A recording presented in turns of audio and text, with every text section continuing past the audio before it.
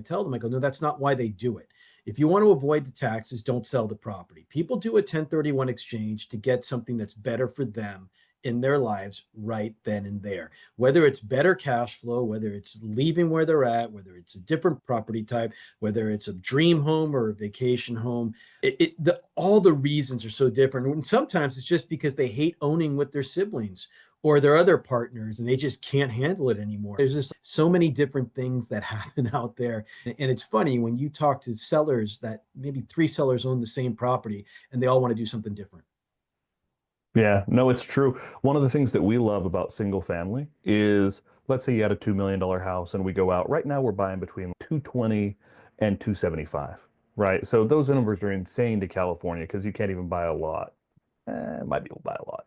But like we're buying very actively between kind of 220 to 275 in Oklahoma City, Bentonville, Arkansas, Memphis, Tennessee, Northern Charlotte, Ocala, Florida, right?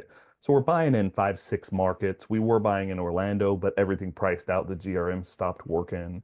We were buying a lot more in Memphis, but again, we priced out, the GRM stopped working. And so we're always looking for markets. Hey, where does the cash on cash work? Because we're really playing the cash on cash game. The appreciation is the cherry on top in our book, right? And so we look at all that. One of the things we like the most is, hey, you take this $2 million property, you chop it up into eight, right? You go get four properties in Charlotte, you get four properties in Oklahoma City. So you're now diversified as far as rental markets. It's not, hey, if Charlotte has a bad jobs report or whatever, you're not going to lose tenants all over. So we're able to diversify their risk position.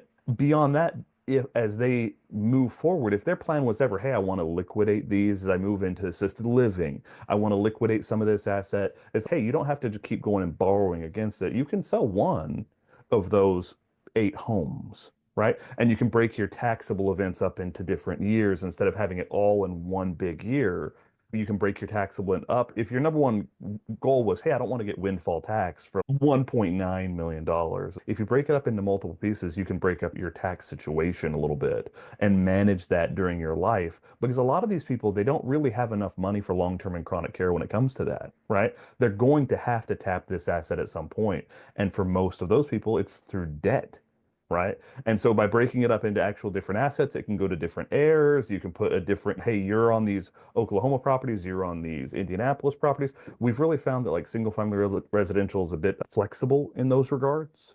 And so it's just everything. Everything's got its benefits, its pros and cons.